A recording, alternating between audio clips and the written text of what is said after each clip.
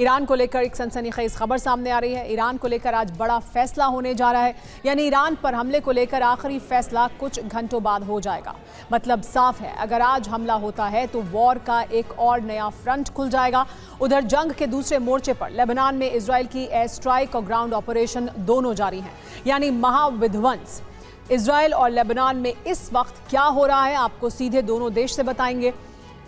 इस वक्त की बड़ी खबर यह कि 7 घंटे के बाद ईरान पर इजराइल हमला कर सकता है। इजराइल की सिक्योरिटी कैबिनेट में फैसला हो गया है। रात 10 बजे सुरक्षा से जुड़ी ये बड़ी बैठक हुई। सिक्योरिटी कैबिनेट में हमले पर वोटिंग की गई और ईरान पर हमले को लेकर वोटिंग होगी।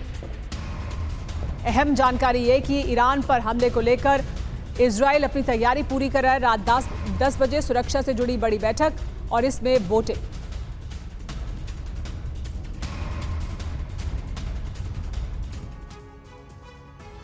तो 7 घंटे के बाद ईरान पर क्या हमला होगा? नेतन्याहू सिक्योरिटी कैबिनेट को वॉर प्लान बताएंगे। अटैक प्लान पर सिक्योरिटी कैबिनेट की मोहर लगेगी इसके बाद। तो क्या कुछ होगा इस बैठक में? ये कहा जा रहा है कि अटैक प्लान पर सिक्योरिटी कैबिनेट की मोहर लग सकती है। आगे क्या होगा? सिक्योरिटी कैबिनेट के फैसले के बाद हमले शुरू हो जाएंगे, यानी जैसे ही सिक्योरिटी कैबिनेट इस फैसले पर मंजूरी देगा, हमले शुरू हो जाएंगे। ईरान को 200 मिसाइल हमले का जवाब मिलेगा। जो ईरान ने हमला किया था उसका जवाब देगा इजराइल। ईरानी सेना के ठिकानों को निशाना बनाया जाएगा। ठिकाने पहले ही चिन्हित कर लिए गए हैं। इजराइल का प्लान पूरी तरह से रेडी है। एटमी साइट पर अटैक भी मुमकिन है। ऑयल डिपो भी निशाने पर होंगे, यानी इंफ्रास्ट्रक्चर को पूरी तरह से नुकसान पहुंचाने की कोशिश इजराइल द्वारा की जाएगी। हमारे साथ मनीष जुड़ गए हैं जो इजराइल में ही मौजूद हैं इस वक्त। इजराइल के हाइफा से मनीष झा हमारे साथ जुड़े हैं। मनीष से बात करते हैं। मनीष, इजराइल ने ये साफ कर दिया था कि वो जवाब देगा। इजराइल कैसे तैयारी कर रहा है, ये भी अब तक अलग अलग जानकारियां सामने आ रही हैं। आज का दिन क्यों खास है? क्यों कहा जा रहा है कि आज उस प्लान को आखिरी रूप देने के लिए जो बैठक है वो होने वाली है?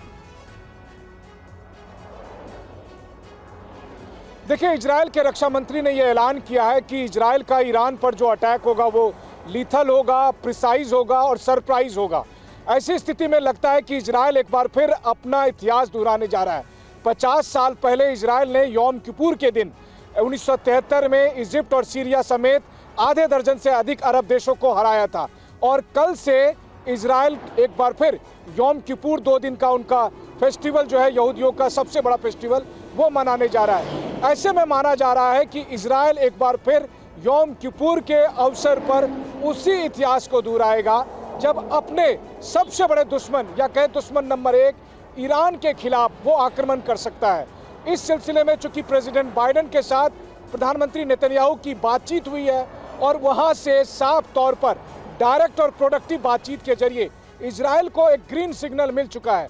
अब ये कैसा अटैक होगा, ये तो इजराइल के रक्षा मंत्री के शब्दों में सरप्राइज होगा, लेकिन ये माना जा रहा है कि यह हमला कभी भी हो सकता है और इसके लिए यौम किपुर का दिन सबसे मुफीद साबित हो सकता है इजराइल के लिए। जी हाँ, और इसी वजह से कहा जा रहा है कि आज जो बैठक है वो बहुत अहमियत रखती है। अब मनीष, आप हमारे साथ बने रहें। एक और बड़ी खबर अपने दर्शकों को बता देते हैं। ईरान पर इजरायली हमले को लेकर बड़ी जानकारी सामने आ रही है। नेतन्याहू ने पूरा वॉर प्लान नहीं बताया है। अमेरिका को पूरा प्लान शेयर नहीं किया गया है। ईरान पर हमले का सही प्लान नहीं बताया गया है, यानी ईरान पर जो हमला होगा उसको लेकर सीक्रेसी बरती जा रही है। अमेरिका को भी पूरा प्लान नहीं बताया गया है। बाइडेन प्रशासन नेतन्याहू के प्लान से संतुष्ट है। एबीसी नेटवर्क के हवाले से ये बड़ी खबर सामने आ रही है जिसमें कहा जा रहा है कि पूरा प्लान लेकिन नहीं बताया गया है।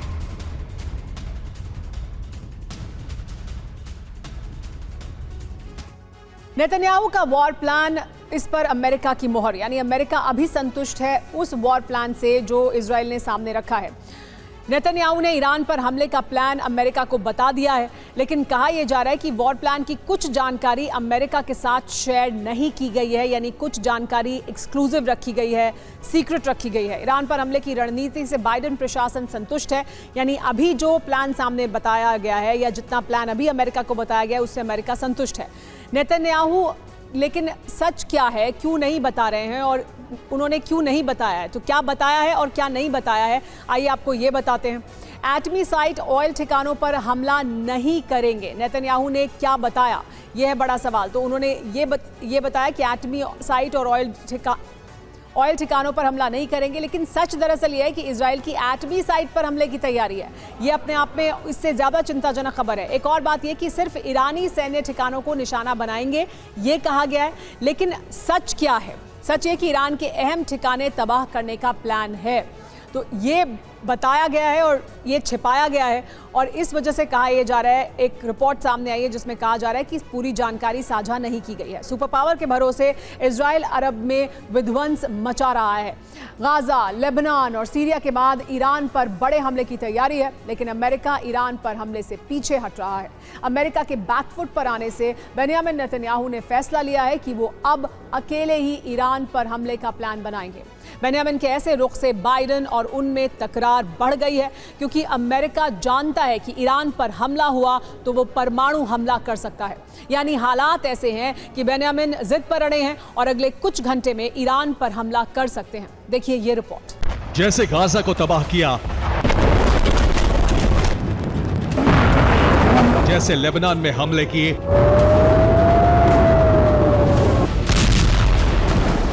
वैसे ही ईरान भी खाक होगा।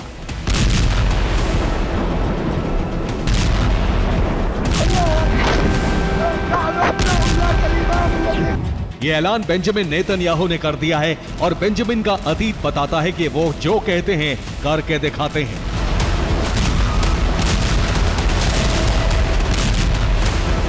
अगर सबूत चाहिए तो गाजा और लेबनान में तबाही का रिपीट टेलीकास्ट देख लीजिए।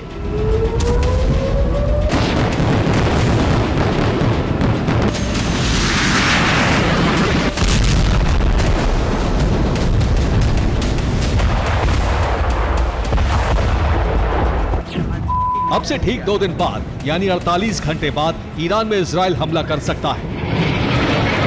यानी ईरान में तबाही का ऐसा जलजला आ सकता है जिसके बाद खामनेई और पेजेश्कियान फिर कभी इजराइल पर मिसाइल स्ट्राइक के बारे में नहीं सोचेंगे।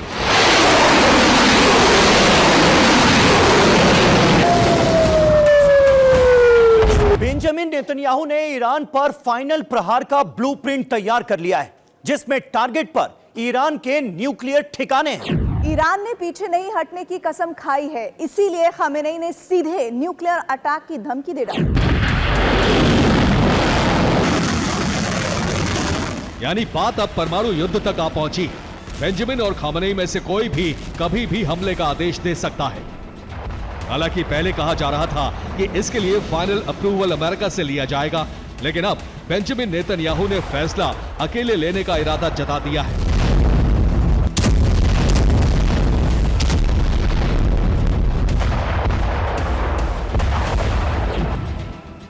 इसका सीधा मतलब है कि नेतन्याहू अब बाइडेन से सलाह नहीं लेने जा रहे, क्योंकि नेतन्याहू ने रक्षा मंत्री योआव गैलेंट की फ्लाइट रुकवा दी है।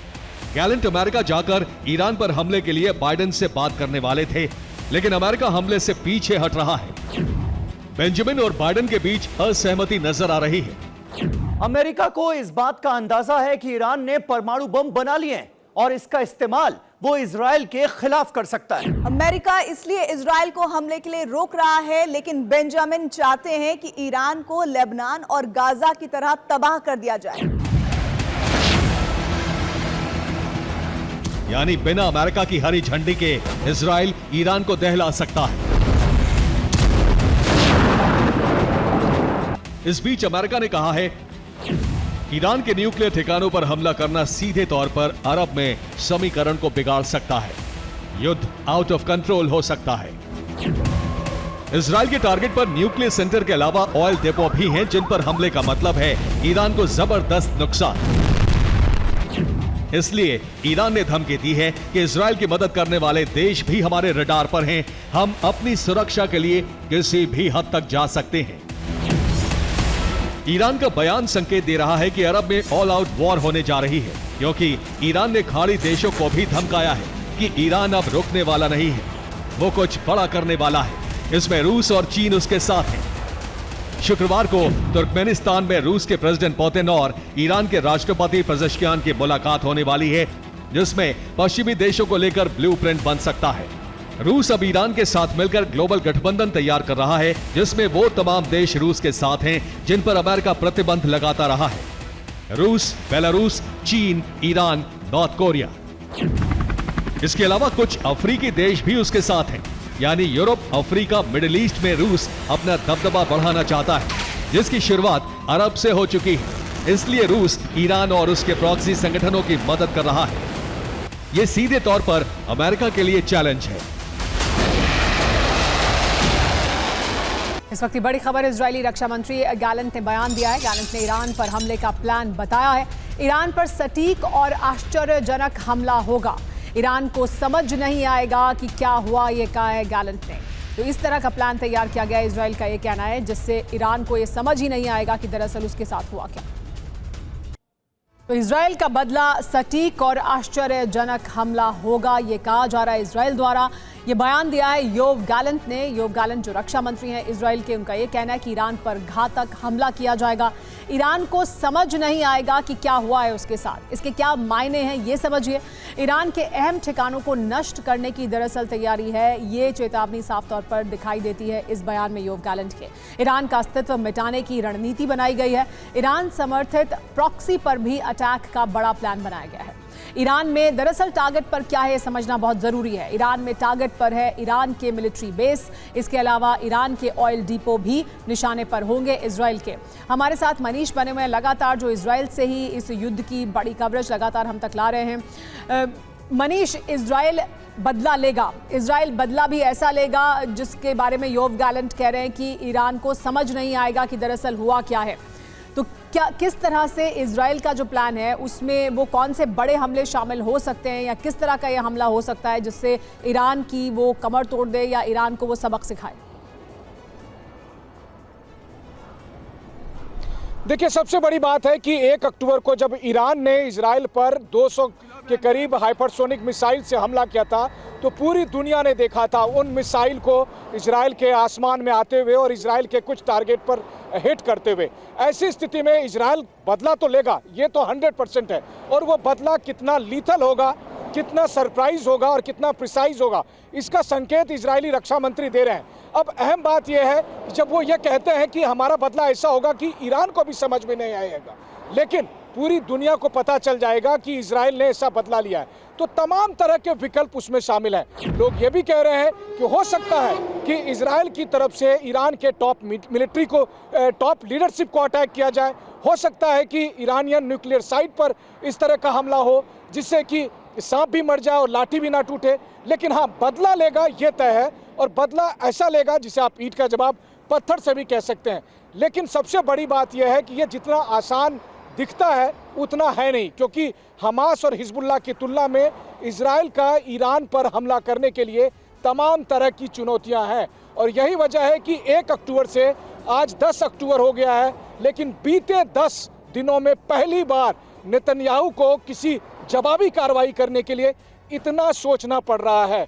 आईडीएफ को इतनी सारी प्लानिंग करनी पड़ रही है, क्योंकि उन्हें पता है कि एक बार इजरायल का ईरान पर बदले की कार्रवाई और उसके बाद अरब में महायुद्ध की शुरुआत हो जाएगी।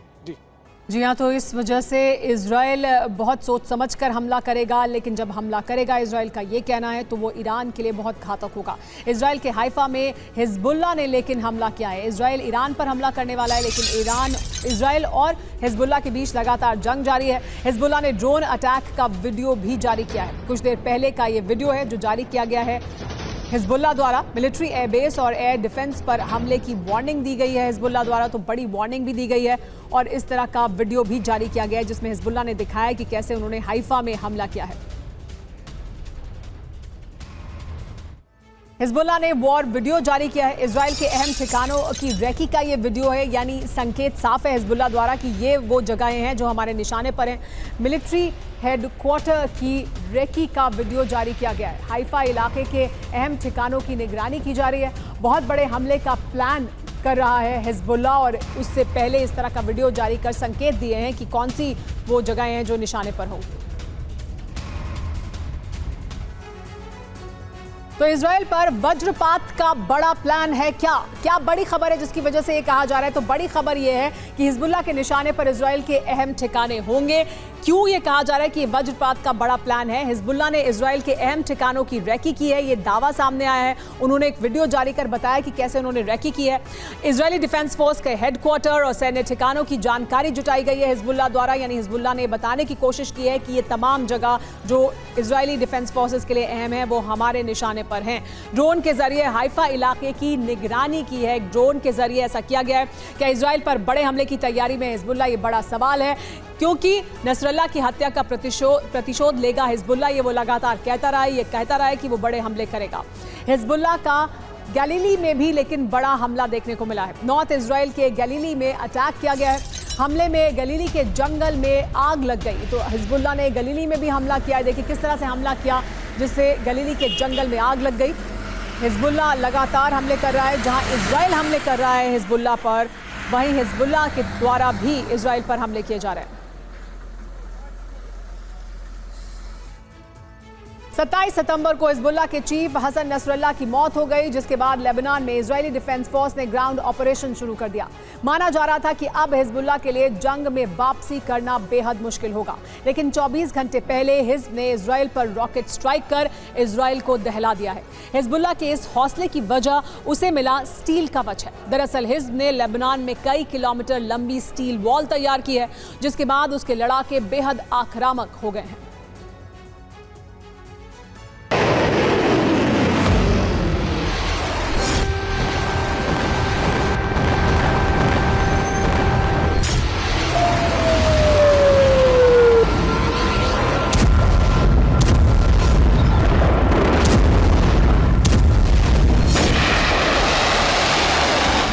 हसन नसरल्लाह की मौत के 11 दिन बाद हिजबुल्लाह ने इजराइल पर रॉकेट वर्षा शुरू कर दी है।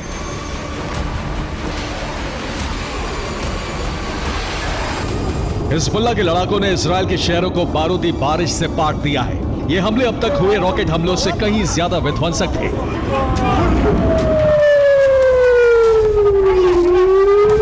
हमलों से उत्तरी इजराइल के शहरों में सायरन बज उठे, जिसके बाद लोग बंकरों की तरफ दौड़ते नजर आए।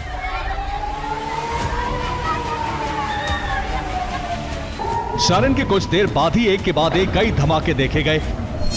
हिजबुल्लाह ने 8 अक्टूबर की दोपहर इजराइल पर हमला किया। एक के बाद एक 150 से ज्यादा रॉकेट और 50 से ज्यादा मिसाइल दागे गई। ये हमले इजराइल के हाइफा और किरियत शिमोना शहर पर दागे गए। हमले में 3 लोगों के मारे जाने की खबर है।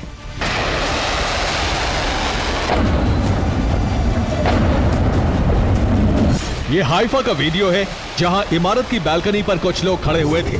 अचानक ऊपर वाले फ्लोर से एक रॉकेट टकराया। ये वीडियो भी हाइफा का है, जहां एक रॉकेट अपार्टमेंट की पार्किंग में गिरा, जिसके बाद जोरदार धमाका देखा गया। किरियत शहर पर भी रॉकेट हमले किए गए, जिसके बाद शहर के आसमान में कई धमाके देखे गए। कई रॉकेट टारगेट को हिट करने में कामयाब हुए, जिसके बाद शहर के कई हिस्सों में तबाही देखी गई।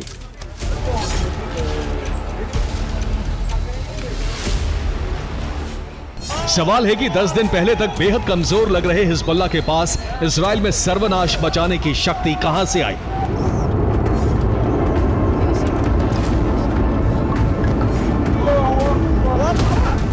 वो कौन सी वजह है जिसने हिजबुल्लाह में एक बार फिर नई जान फूंक दी है?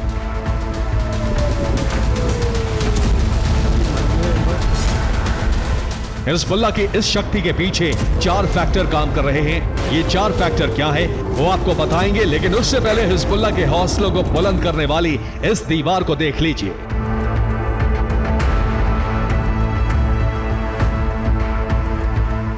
स्टील से बनी यह दीवार दक्षिणी लेबनान में बनाई गई है, जो कई किलोमीटर लंबी है।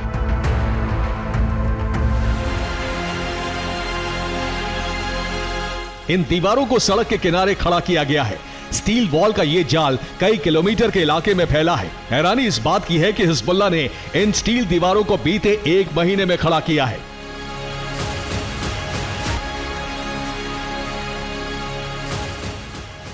स्टील के इन दीवारों तक पहुंचने वाला टीवी 9 भारतवर्ष दुनिया का पहला टीवी चैनल है। जिसने हिजबुल्लाह के इस कवच को बेहद करीब से देखा।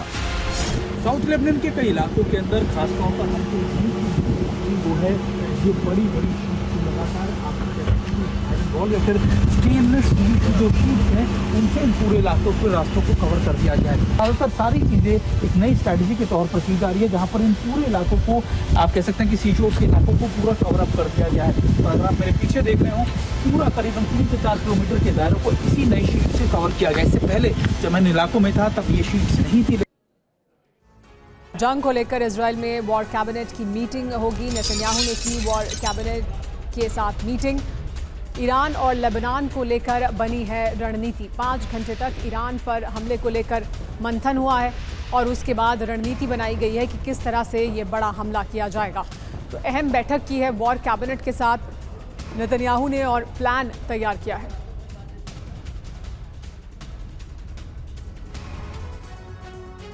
तो ईरान पर क्या बड़ा हमला होगा? ऐसा क्यों कहा जा रहा है? क्योंकि ये कहा जा रहा है कि क्या वॉर कैबिनेट ने इसे हरी झंडी दे दी है। वहां बैठक हुई है वॉर कैबिनेट के साथ। एजेंडा क्या है इसका ये जानना जरूरी है। एजेंडा ये था कि ईरान पर हमला किया जाए, लेबनान में ग्राउंड ऑपरेशन। तो ये 2 बड़े एजेंडे, इन पर चर्चा हुई।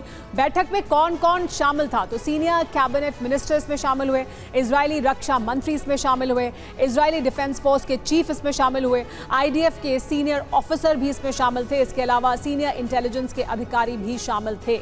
ईरान पर बड़ा हमला करने को लेकर यह बड़ा मंथन था।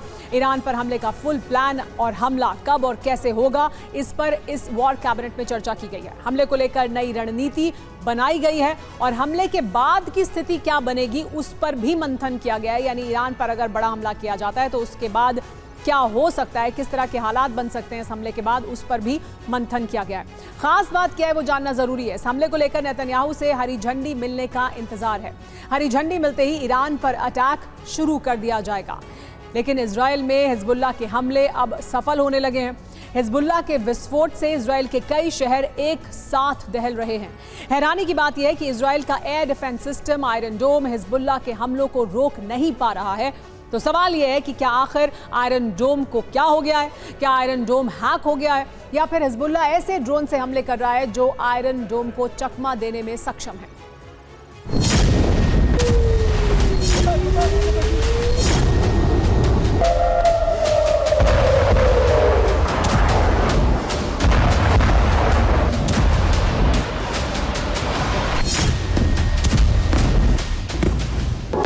जिस तरह लेबनान में इजराइल के हमले बढ़ गए हैं, उसी तरह इजराइल में हिजबुल्लाह के हमलों में तेजी आ गई है। हिजबुल्लाह हर रोज इजराइल में सैकड़ों रॉकेट और मिसाइल फायर कर रहा है।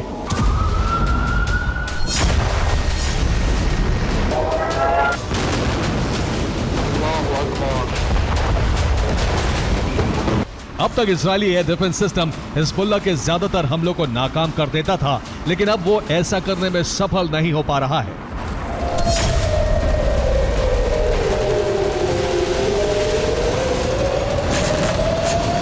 अब हिजबुल्लाह के हमले लगातार कामयाब हो रहे हैं। हिजबुल्लाह इजरायली धरती पर धमाके करने में सफल हो रहा है।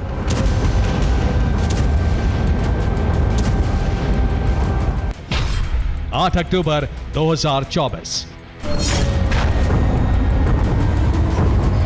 हिजबुल्लाह ने ड्रोन फायर किए। ये ड्रोन इजरायली सीमा में पहुंच गया। हैरानी की बात यह है कि आयरन डोम इसे पकड़ नहीं पाया। ना तो सायरन बजा, ना ही आयरन डोम ने इंटरसेप्टर मिसाइल फायर की। मुंबई में अब से कुछ देर बाद रतन टाटा का अंतिम संस्कार होगा। रतन टाटा का पार्थिव शरीर नरिमन पॉइंट के NCPA में रखा गया है, जहां तमाम लोग पहुंच रहे हैं, उनके अंतिम दर्शन कर रहे हैं। शाम करीब 4 बजे राजकीय सम्मान के साथ उनका अंतिम संस्कार किया जाएगा। बर्ली में अंतिम संस्कार की तैयारियां हो रही हैं। नरिमन पॉइंट पर इस वक्त देखिए किस तरह से खुद गृह मंत्री अमित शाह वहां पहुंचे थे श्रद्धांजलि देने के लिए। आम या ख़ास सभी लोग पहुंच रहे हैं रतन टाटा को श्रद्धांजलि देने के लिए और अपने अपने तरीके से याद कर रहे हैं। आज एकनाथ शिंदे को भी हम देख सकते हैं, गृह मंत्री पहुंचे थे और देखिए मुकेश अंबानी और नीता अंबानी पहुंचे श्रद्धांजलि अर्पित करने के लिए रतन टाटा को। टाटा परिवार के भी तमाम सदस्य यहां पर पहुंच रहे हैं, लेकिन पीयूष गोयल को भी हम देख सकते हैं, वो पहुंचे हैं।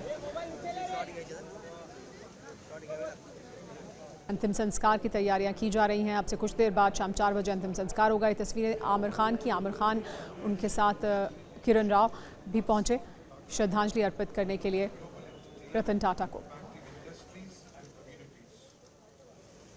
और अभी तक जितने भी लोग श्रद्धांजलि दे रहे हैं वो अपने अपने तरीके से रतन टाटा को याद कर रहे हैं, उनका किस तरह का उनके साथ संबंध रहा उसको याद कर रहे हैं, रतन टाटा की शख्सियत की ख़ास बातें साझा कर रहे हैं।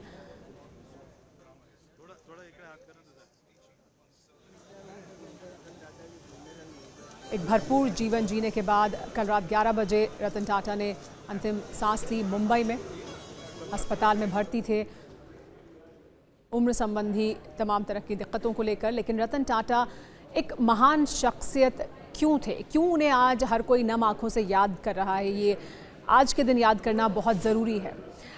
ये कहा जा सकता है कि रतन टाटा सबसे बड़े दानवीर थे। टाटा ट्रस्ट की जो फर्म है वो अपनी कुल कमाई का 66% दान करती हैं।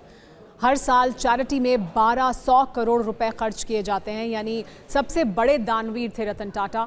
उन्होंने हर रूप से टाटा कंपनी में काम करने वाले लोगों के जीवन को बेहतर बनाने में और आम लोगों के लिए जीवन में भी अपने दान के ज़रिए उनके जीवन को बेहतर बनाने में उन्होंने योगदान दिया। वो एक इंडस्ट्रियलिस्ट थे, लेकिन मुनाफा कमाना ही सिर्फ उनका उद्देश्य नहीं था, ये उन्होंने अपने जीवन में साबित करके दिखाया। कोरोना काल में लगभग 1500 करोड़ की मदद की उन्होंने, यानी देश के आम लोगों की मदद करने के लिए हमेशा टाटा ग्रुप और रतन टाटा सबसे आगे रहे। टाटा ग्रुप की स्कॉलरशिप उन्होंने शुरू की। ये वो तमाम इनिशिएटिव्स हैं जो उन्होंने शुरू किए थे। JN Tata endowment, sir Ratan Tata scholarship, Tata scholarship, ये अलग अलग स्कॉलरशिप्स हैं जो उनके द्वारा या उनकी जो टाटा की जो कंपनीज हैं उनके द्वारा दी जाती हैं। अब तक $28 मिलियन की मदद वो दे चुके हैं। हर साल 20 छात्रों को स्कॉलरशिप दी जाती है। कई विदेशी यूनिवर्सिटी की भी मदद की जाती है, यानी सिर्फ देश ही नहीं विदेश की भी कई ऐसे यूनिवर्सिटीज़ हैं, कई ऐसे विश्वविद्यालय हैं जिनकी मदद की जाती है।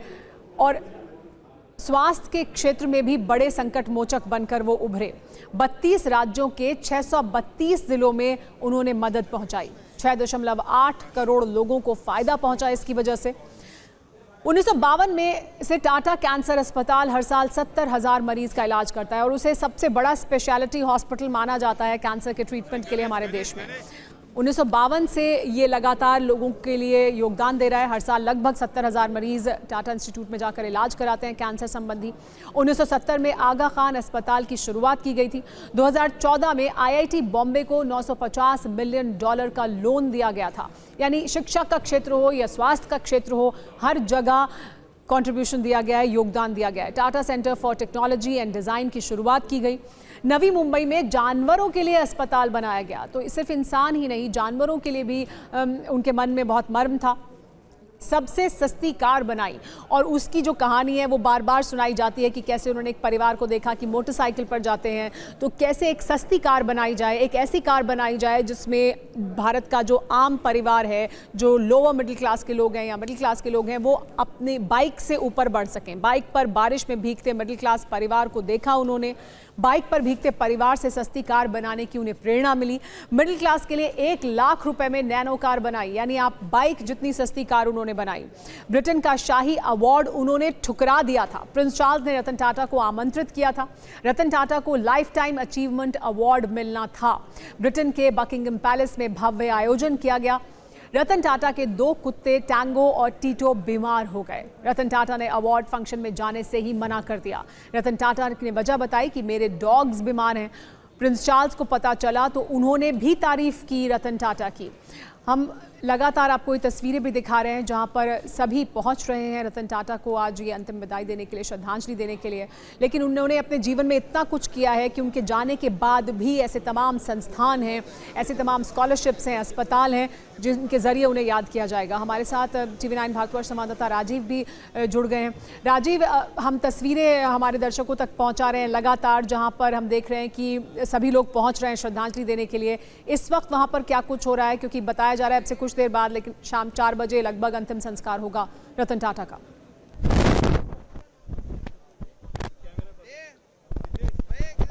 देखिए मैं की तस्वीर आपको दिखाने की कोशिश करता हूं। इस एम्बुलेंस में जो है रतन टाटा का जो पार्थिव शरीर है वो लेकर जाया जाएगा। ठीक मेरे पीछे आप देखिए फूलों से सजाया हुआ वो एम्बुलेंस वहां पर मेरे पीछे पार्क की गई है और इसी एम्बुलेंस में उनका पार्थिव शरीर वर्ली शमशान घाट पर लेकर जाया जाएगा, जहां पर उन्हें अंतिम विदाई दी जाएगी। लेकिन आज सुबह से मैं यहां पर देख रहा हूं कि चाहे उद्योग जगत के लोग हो, मुकेश अंबानी हो, हर्ष गोयनका हो, कुमार मंगलम बिरला हो, तमाम बड़े बड़े उद्योगपति यहां पर पहुंचे। इसके अलावा फिल्म इंडस्ट्री से भी आमिर खान हो, मधुर भंडारकर हो, किरण राव हो, तमाम ऐसे नेताओं की भी एक लंबी फहरिस्त है जो यहां पर पहुंचे। खुद केंद्रीय मंत्री अमित शाह यहां पर पहुंचे, पीयूष गोयल यहां पर आए हुए थे। बीती रात ही हमने देखा किस तरह से सीएम और डीसीएम खुद अस्पताल गए हुए थे। तो कहीं ना कहीं सबके मन में रतन टाटा के लिए एक ऐसी भावना थी, एक ऐसी शख्सियत थे अपने आप में रतन टाटा कि उनके बारे में वर्णन कर पाना। क्योंकि जब आमिर खान से हमारे सवाल पूछा तो उन्होंने कहा कि वो अमूल्य हैं, प्राइसलेस हैं। वो उनकी चीज़ों को लेकर, उनके किरदारों को लेकर कोई कोई कीमत नहीं हो सकती, उसे शब्दों में बयान नहीं किया जा सकता। जाहिर बात है कि रतन टाटा की शख्सियत ही ऐसी थी। वो जो उद्योग करते थे, जो व्यापार करते थे, उनका कभी ऐसा मोटिव नहीं था कि वो सिर्फ मुनाफे के लिए कारोबार करते थे। चाहे हम नमक से की बात कर लें, चाहे टाटा स्टील की बात कर लें, चाहे ऑटोमोबाइल की बात कर लें, चाहे हेल्थ सेक्टर की बात कर लें, किसी भी सेक्टर में, हर सेक्टर में राजीव, जाहिर सी बात है और इसी वजह से आज हर कोई उन्हें बहुत प्रेम से याद कर रहा है, बहुत श्रद्धा के साथ याद कर रहा है। एक्टर आमिर खान का क्या कहना था, उन्होंने किस तरह से याद किया, कैसे दी श्रद्धांजलि, सुनिए। आज का दिन बहुत ही दुख भरा है हम सब के लिए, पूरे देश के लिए। रतन जी ने जो कंट्रीब्यूशन दिया है, उनकी कंपनी टाटा, उनसे पहले से और उनके लीडरशिप में जो कंट्रीब्यूशन दिया है देश के लिए, वो अमूल्य है। इट्स प्राइसलेस एंड बहुत ही रेयर किस्म के इंसान, और हम सब उनको बेहद मिस करेंगे।